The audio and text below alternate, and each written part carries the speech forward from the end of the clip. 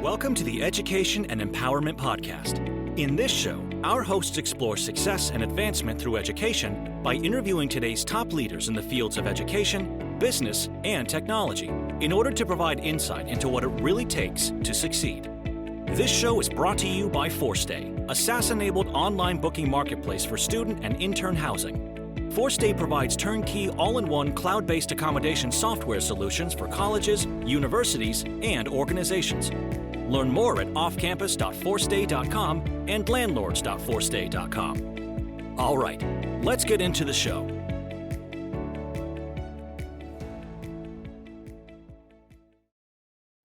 Samuel Wiggins is the chairman and CEO of Student Housing of America.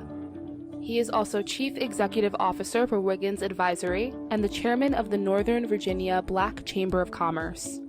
He has over 25 years of experience in executive leadership and public service, and his expertise in the management of projects, people, and resources spans both private and government sectors. Mr. Wiggins' distinguished government career includes working for the Central Intelligence Agency, the Department of Defense, and the Environmental Protection Agency. Christopher Chambers is a Washington D.C. native and a professor of media studies at Georgetown University. He's an honors graduate of Princeton University and the University of Baltimore School of Law, where he was an American Jurisprudence and Charles Hamilton Houston Award winner and Law Review assistant editor. He's worked at law firms in Chicago, D.C., and Baltimore, and the Civil Division of the U.S. Department of Justice from 1998 to 2000. He's a fellow at the International Conflict Resolution Center, where he helped work on resolving POW and landmine issues in the Armenia-Azerbaijan War in 2020 to 2021, and the current land conflict between Venezuela and Guyana. He's put his knowledge of real estate, bond and public finance, and corporate governance to work as Vice President and Counsel to Student Housing of America. We hope you enjoy today's episode with Christopher Chambers and Samuel Wiggins. Welcome to Education and Empowerment Podcast. This afternoon, I have two amazing leaders in student housing. And as I was reading about the mission statement and the role they play in student housing industry, more and more I got fascinated, and I decided to bring them to our Education and Empowerment Podcast to shed light into the different models that are out there that could be really lucrative to many educational institutions and different stakeholders. So without further ado, please help me welcome Chris and Samuel. Hi, Bob. Nice to be here. We're happy to do this podcast with you today. Amazing. Thank you so much. So I wanted to kind of, get started through a quick introduction, if you don't mind, sharing a little bit about your background and how you both started Student Housing of America. Sure, I'll start. I'm actually an electrical engineer, but I spent most of my career in the federal government. I actually was at one point in time a federal agent. I did protection and criminal investigations. But I retired from the government in 2017 and went to the private sector. In the private sector, I got involved into community empowerment and doing things that continue what I did in the federal government, but doing it in the private sector for the betterment of the public. And in the private sector, I became chairman of the Northern Virginia Black Chamber of Commerce. That way I got involved into economic empowerment for Black businesses. And on top of that, I actually got involved with student housing. It really was focused initially on HBCUs, which are historically Black colleges and universities, because they do face, even back then, when I first started with, they faced a housing crisis like they face now, even more so. I'm the CEO of Student Housing of America, Inc., and also the chairman of our board of directors. And our mission, we started our mission with one student housing at my alma mater, Southern University in Baton Rouge. We got that property through municipal bonds, and we worked with a corporate partner, Met Capital. It worked out so well after a rocky start. It worked out so well that we acquired another property last year. Was it, Chris, was that last year or this year? Maybe it's the beginning of this year. It was early this year. Yeah. Early, so we acquired 2023, right. Yeah. Well, we closed. Yes, and we developed a model for doing so that we're actually executing as we move forward. So I would say we're a 501c3 nonprofit. We're relatively new in the game, although our nonprofit has been in existence since almost 1999. We've only really started rolling since about 2019, 2020. Amazing, amazing. Chris, would you kind of enlighten us on your founding story and how you got involved? Sure. I mean, I've known Sam for a long, long time, in Washington, D.C., in these circles, government circles and nonprofit and private sector, those three intersecting, spheres, they all come together in D.C. pretty regularly. My background as general counsel is that I was, when I was an attorney just starting out, we did a lot of municipal bond work. And so the skill set and some of the nomenclature and some of the players and stakeholders were kind of the same, because if you were trying to use these bonds creatively, you would see aid to educational institutions, healthcare institutions, things that were outside of the normal realm, like building bridges and public buildings. So that definitely gave me an edge. And as Sam and the other board members brought me in as VP, so it was no problem for me to look at complex LLC relationships. It was no problem for me to keep abreast of what the IRS is doing, right, or state regulations. I mean, it wasn't alien to me. So if you have those basics down, then you're able to, like Sam said, be creative and build some models. right. And so the basics for me were honed as in bond law and in general corporate law, and then I was with the Justice Department right for 2 years here in Washington. So I mean that helped too. That's amazing. So take us back to, you did mention that, the actual, institution was established, earlier, but then you sort of, perhaps revamped it and then, put more effort into like what it's doing today. Can you give us, some sort of, historical inspiration to what the mission has been and how that, evolved perhaps in the context of higher education? Sure. Well, at the onset, our mission was to provide affordable student housing to one particular university, and that was Southern, my alma mater. But as we got involved in it, we saw that, hey, beyond what students need, all college students, what they need beyond student housing, something affordable and housing security, they need other things. They need things to help educate them, help address other needs that they have, like food insecurity, mental health and wellness, cybersecurity. There's a lot going on in a student's life where any one of those things can derail them from being successful in their education.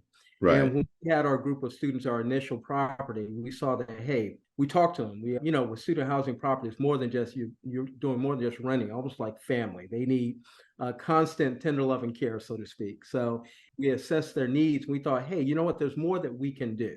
We can also educate. We have seminars and video programs designed around their core needs. We can also provide protections because a lot of our students, our properties are on financial aid. And right. Me, myself, having gone to school on financial aid as well, I can understand that's very tenuous.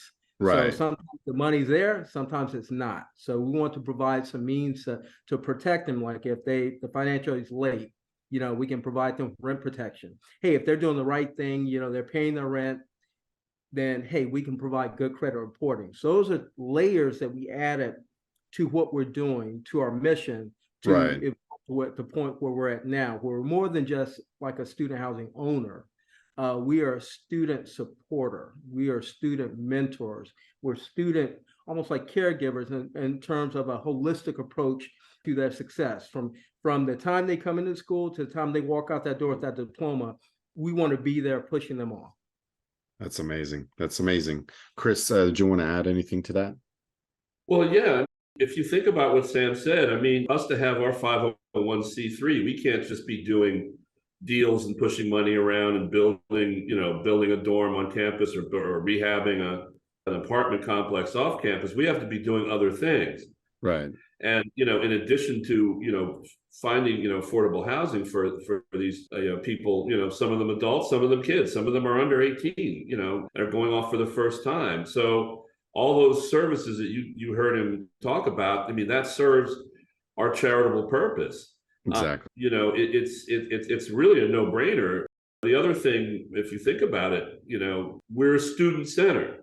I mean, a lot of people talk about, well, the calculation is that student housing is a profit center for universities. Well, I mean, if you look at it in the bald light of an economist, maybe in some respects it is, but it really isn't, because you see dorm stock that is falling or hasn't been replaced or is subject to, deferred maintenance. You see, students who, as Sam said, I mean, are on financial aid, and many having to commute, sometimes many miles, Right. just to go to class. So that plus they're on financial aid, and these facilities are not, maybe, the university has trouble keeping them up, and then Right. there's not enough. They're under-dormed. I mean, we do research, we see institutions that might be under-dormed by, maybe 1,000 beds or more. I mean, that's not unheard of. Right. And so, this all fits our charitable purpose, our public purpose. A little bit deeper, for the purposes of our audience, it's fascinating how 80% of learning happens outside of classroom, and then most of the time housing is neglected, and you are bringing some of those examples and challenges. Could you maybe give us a little bit more information on what challenges are you seeing in the sector, for developers, for like larger companies, for maybe student housing providers, or for landlords, and what opportunities there may be at the same time, for us to collaborate? I'll start off. I think that it's almost like a SWOT analysis. I think the opportunities, I'll start with opportunities. I think the opportunities are student housing is a growing market. I mean, enrollment, it may dip, but it's still growing. And in times of bad economy, college enrollment increases because people try to either reinvent themselves or they really want to go to school to get that edge. So I think student housing will always be an opportunity for investors, will be an opportunity for lenders, because it's a steady market. And there's constant, I guess I'll say constant occupancy, because students are in for a year. You even have an advantage if you play your cards right, because if they're in for a year, let's say you have a master lease with the university, hey, you have that property on lockdown. But if students are not there during the summertime, hey, you can actually rent that out temporarily and make even more revenue. If you're not bound like we are in general, I'm not talking about nonprofits with charitable mission, but in general, you can actually multi-purpose your student housing. You can bring in like a Starbucks or a McDonald's to bring even more revenue. The opportunities abound when it comes to for owners and for developers, because the market's there and it's going to stay there, only increase. But with that, there are challenges. I mean, there are challenges generally in the fact that it is a bad economy, and banks are going to more stricter standards, and the money's getting scarce. Property may be getting scarce, because ideally you want your property close to the school where students can walk. Look at like Fannie Mae guidelines. They're saying, hey, we want you 2 miles away from the school, ideally, and we want an enrollment of 10,000 students or more. That's pretty much of a niche thing. I mean, that's a lot of competition for those large universities. Well, what about the small ones? Like, for example, we call it our HBCU initiative, H3 initiative, healthy housing, HBCU healthy housing. Oh, wow. We really focus right now on institutions of color, HBCUs, Native American institutions, things like that. Universities have been more so not at the forefront. And most of those universities, especially HBCUs, only a few of them, a small handful, meet that criteria of 10,000 or more students enrolled. So when you go for traditional loans, like with through Fannie Mae guidelines, hey, you don't really meet the mark. And I think the federal government is doing great in terms of students. I just don't think they've drilled down enough to meet the needs for developers or property owners who are focusing on HBCUs or other smaller universities, because to address their housing crisis. And that's what we're doing. And with us, we have to, and Chris will expound on this, the challenge we face is it's always the money. It's always getting the investment. Right now, we work with a corporate partner, Met Capital, and they're a private equity firm, and they are great. Their missions align with ours. We have a great, strong partnership where they'll provide the capital, and they'll partner. We own the property, so We get benefits from that, which I'll talk about later. And then within like 5 years, their takeaway is they like to sell the property and they can pay back their investors, and that works for us because ultimately we want to give the property back to the university because that meets our mission. Exactly. We'll hold as long as we need to, but we ideally would love to give it to the university and move on to the next university that needs our help. So the opportunities are there because of the market, because of the market sector, student housing. The challenges are there because of where you're aiming. If you're a big property owner like the big dogs out there, yeah, sure, you're fine because you're hitting all the big universities, they know you, you know them. But if you're like us, a smaller nonprofit, many challenges because the money's harder to find. You're scrambling for donations, you're scrambling for corporate partners because you're trying to hit a niche market almost with these smaller universities. So, but with that, I'll let Chris get into all the detailed stuff. Well, when you think about what he said, there's permutations out there are just amazing. Because we can structure things any which way. Because of course, the advantage we bring is that we can, as Sam's probably going to talk about later, we can get the tax exemptions. We can get taxes, eliminated or abated, especially real estate taxes. And in some instances, sales and use taxes, it just depends. We can bring all kinds of people into a deal in terms of opportunity. Developers, if it's on campus, we can flip and our role and partner with a builder. Yeah. We have relationships with builders. If it's off campus, likewise, he said, in Met Capital, and we can be very flexible there. So we can bring a variety of players into this. There are opportunities once we can get the deal going for a lot of people. And indeed, some of the students, can be brought in as part-time employees, to help manage the property. Exactly. Which is something, we try to do. Right. So, but there are challenges. Sam talking about Fannie Mae. It'd be nice if you had legislation like the Inflation Reduction Act that was more liberal in terms of definitions, and priorities to help students. If you're a student and a renter and maybe 35 and have kids, then it might help you more. We wish that those definitions would be broader and we could bring more players into it under legislation like that. And we also wish that we could at some point, have our own pet capital, but that's, that's not, we're a nonprofit. We can't really do that, but it's, we would love to grow our member base, our donor base, at least so that our administrative and then outreach efforts are at least paid for. And that will enable us to make bigger partnerships with bigger fish who can maybe overcome some of these obstacles for us.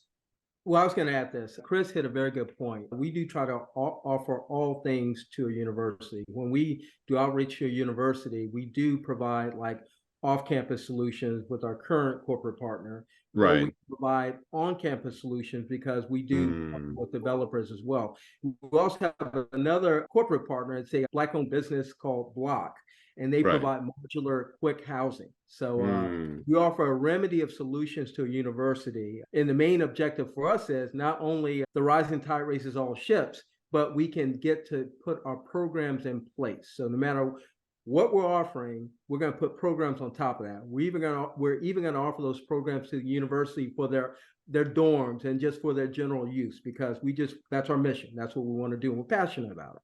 That's amazing. And I can, really attest to the fact that, there's so much opportunity in terms of, innovating this field. But, sometimes I feel like we need sort of a reintroduction to the bigger sort of picture.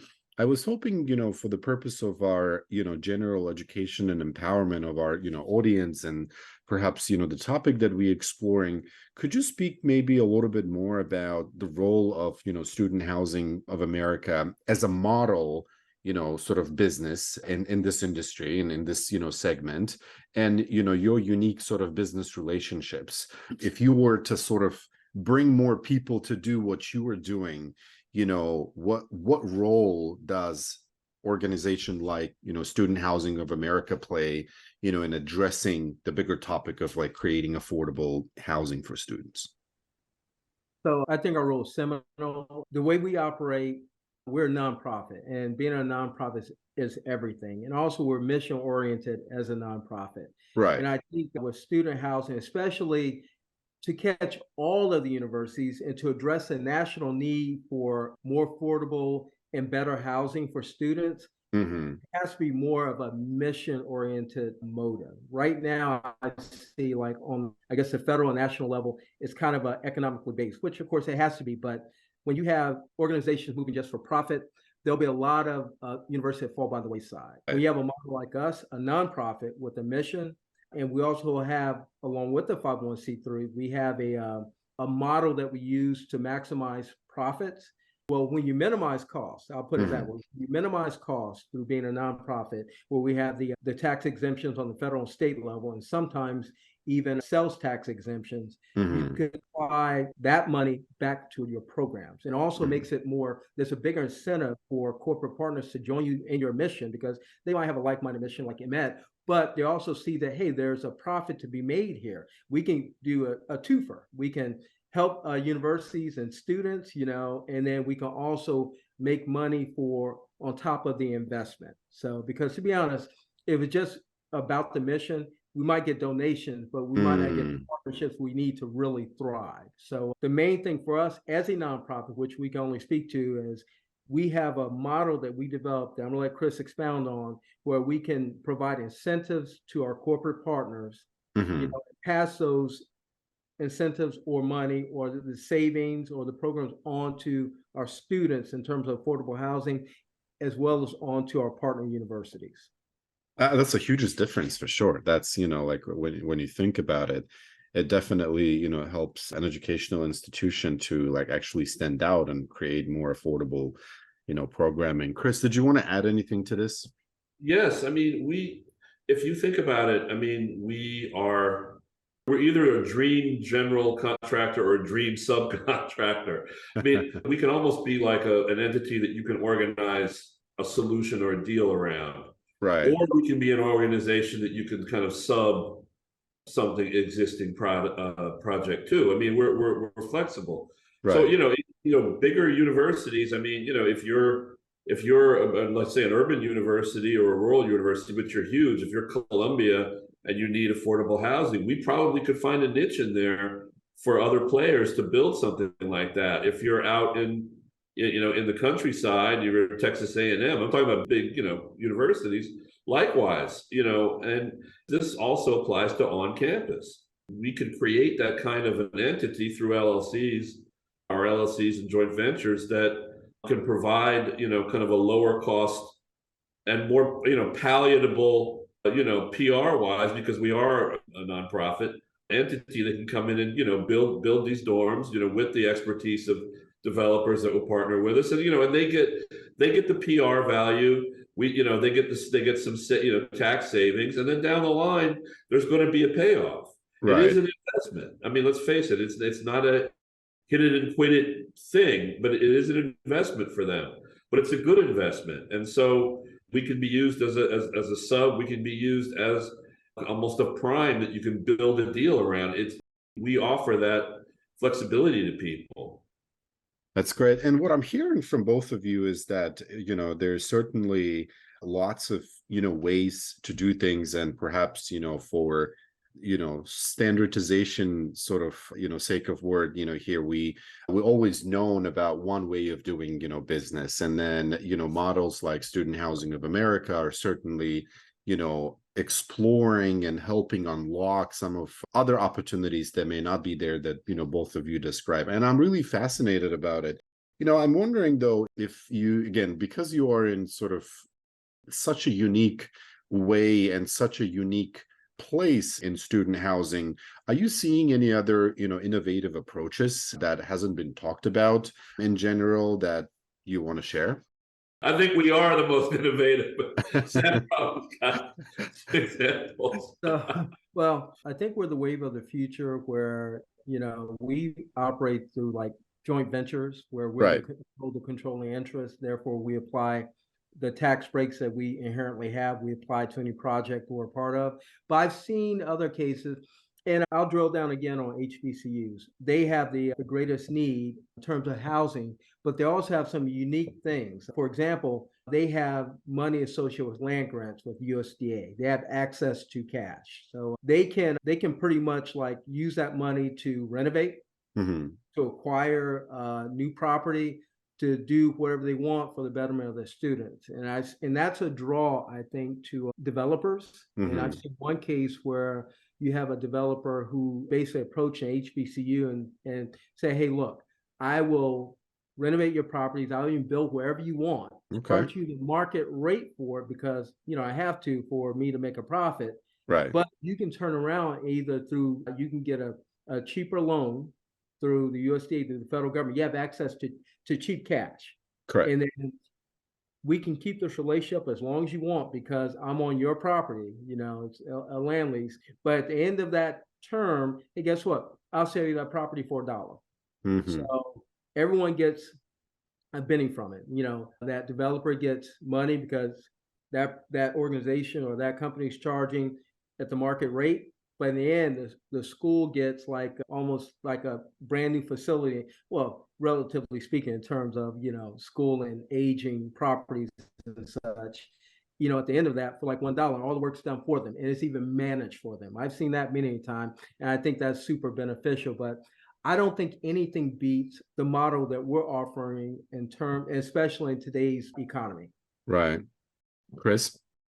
Yeah, I wish, as I said, I wish that there were more liberal provisions and definitions under something like the Inflation Reduction Act, that we could, be more involved with. I wish that there was, more direct use of we have our partner block. I mean, we manufactured housing is something that, I think that, there are programs, pet programs out there for that. But I mean, we bring that to the table. Correct. As part of our, kind of cafeteria, plan, if that's what people need. I think that there are some bigger, some states are trying to divert bond money, more bond issues for that. I mean, with Southern, with Sam's alma mater, I mean, that was a public bond issue deal, but those are very clunky.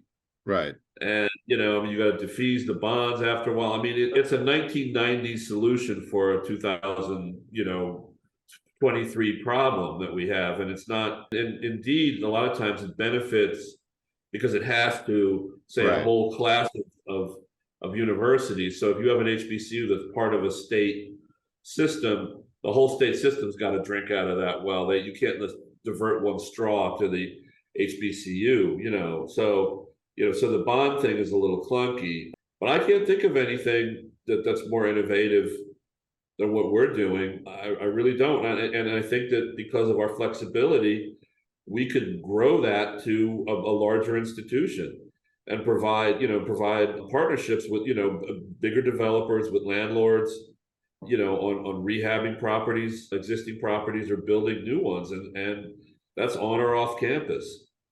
So that's my sense. Well, I will say this. You hit another good point, Chris. I've seen there's trending, especially among HBCUs, for quick turnaround housing, like what Block does, where they have modular housing, because I know that a Block, they can lay something down and make it habitable in what was it, Chris, like a month or two? A month, yeah. Depending on, what the electricity or the sewer was, from $30,000 to $60,000. So it's low money, quick turnaround time. So I know that a lot of university HBCUs, at least a few of them, have turned to that as a quick term solution. Instead of going to hotels, they might put them in hotels for like a few weeks, but then they put them in this modular, short-term housing that they have until they can construct or renovate the permanent housing. But then guess what? You not only have that short-term housing, but you can repurpose that. So you have it, you can repurpose. That's kind of trending. I think that's something that's why we're all about that, because that's another tool in our arsenal. But I think that's something that's going to start building up in trend, in the next couple of years, just because of the efficiency of it all. Exactly. And, as I'm sort of, hearing both sides, what I'm learning is there's definitely huge need to sort of incubate the student housing, right? Like let's make it more. Let's use those good examples that are both on this side and the other side and blend them to provide 2023 2024 solutions. And you did mention a couple of really good ones. I wonder though, in your experience, and let's think about it a little bit more sort of from a bigger perspective, not just United States. Let's think about Canada. Let's think about maybe other countries and what they're doing. And are there programs and initiatives that on top of what you're doing could actually fly in the context of higher education in United States? And how can we align those to the student success and student empowerment? Unfortunately, we exist in the United States because there was a philosophical problem for some reason with higher education and student wellness in the United States. Right. I believe personally that is a philosophical problem that we have here. In other countries, you can go to school for free. Right. Okay. I mean, so I just wanted to put that out there. I mean, if your grades are right and your individual determination and your whatever high school or secondary school background is, in some nations you can go to school for free, and the housing part is something that you can work on, but the government might provide that. Local or national government might provide that too. So I mean, one reason we're around is because in the good old USA we're probably needed. So I just wanted to just put that out there. That's a great input. And I'll say this, the only thing I can think of that you can kind of aim for in terms of student housing, adding to what's already being done, like adding to the economy of student housing acquisition, sales, development, renovation. I think that people don't really look at the government programs that are available. For example, Chris mentions the Inflation Reduction Act, right? USDA loans, but there are a host of grants and monies available in the United States, and as well as for international student housing from USAID, Department of Education, USDA, the State Department. Am I missing any of them? But they all have a slew of grants that you can apply for. Usually, like either the institution, like the university, or a 501c3 nonprofit. So we fit that bill. But even if you are a private developer or private student housing owner, you can still partner with the university. Right. More so, let's say you're partnering with them financially, like you have a master lease, you can partner with them mission-wise, and you can apply for these grants. So it will not only help them, but it's profitable for that business as well. But it does kind of move them into the realm of being mission-oriented versus just, hey, I'm doing things for the betterment of my business and increase the profit margin. And that's an aha moment for many leaders in this space too. I mean, like obviously through the hierarchy of needs, at one point you're already like, okay, I already have my business is generating X, Y, and Z. Now, like, I want to get involved into what's going to create an impact. And so if we are able to find organizations and companies like that at that stage, hey, we could just actually unite them all together under one mission to tackle some of those issues, both geographically or on a national level or, even international level. And there are many different organizations that are maybe already doing that. As we get into sort of, wrapping up sort of mode of this episode, I'm looking at sort of exploring, the evolving, relationships at the university level. What have you seen universities are doing when it comes to sort of accelerating, student housing? Do you see any educational programs that are preparing more people like you and me, to work on student housing? Or what are some of those exciting things that you are seeing that, we should discuss on this episode? So from my experience, I think I hate to burst that bubble, but I think it's been kind of one-sided. I think I've not seen too much of, like, for example, we've had maybe one or two universities reach out to us, but that's for a specific need. But I do know that when we do regular outreach to universities. When we do outreach to universities, there's a rapid response. They're excited about what we can do. But I don't know, I've not seen where university is kind of like trying to shape the playing field, trying to entice more companies or more development, developers or more owners to kind of go more to student housing. I don't think it should be. I think there Right. should be a consortium. Like I know that with HBCUs, I know I keep going back to HBCUs, but that's our wheelhouse. Right. I know that HBCUs, they have an annual conference. They have a group where they talk about issues like this.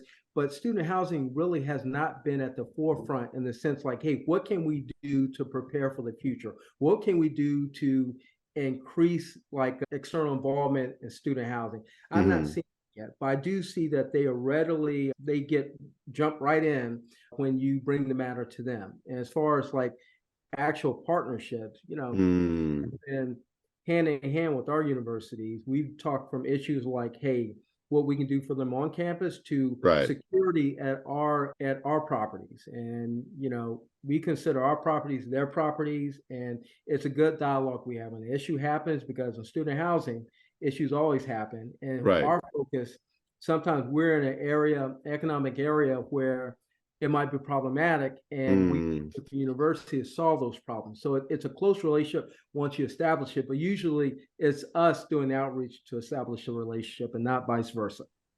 I see. Chris. Well, yeah, I mean, first off, I mean, a lot of times they don't, the university's housing point person is just a housing point person. They're not about, we usually have to deal with their capital raising director or the investment advisors or the head of that arm of the college. So there's nobody set up for in terms of creative thinking in terms of student housing. The other thing is that we don't want to have them reinvent the wheel, but I think that Right. as we start to press these more innovative solutions, you'll start to see in college administrations people who are looking for these kinds of solutions, that want to work with developers, want to work with builders, want to work with organizations like ours.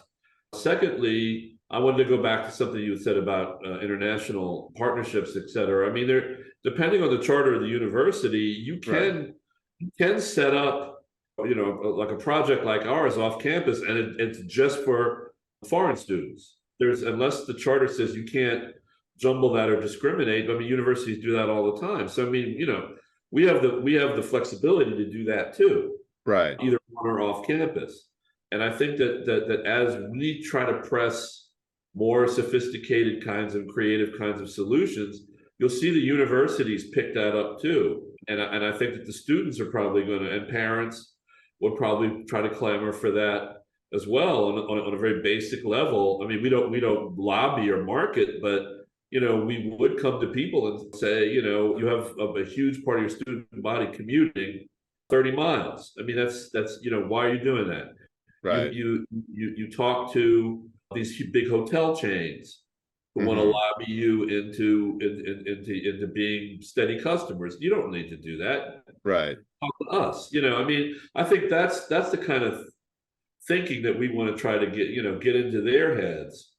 And this is really interesting, and I'm actually seeing the same thing in our role, with Force Day, as we, establish, cloud-based technology solutions to actually bring the people together, for a, better, booking process and better sort of, search process. We're seeing, same conversations actually happening, at each campus. One of them is, I'm very far in my journey, and some of them are just beginning. But I think one thing remains for sure is that there is so much untapped potential on every campus, doesn't matter how small or how big. And in this relation, I was wondering if we can learn from you in terms of your takeaways. Where do you see this industry is going, and what are future initiatives perhaps that you're excited about or that you want to build together with others?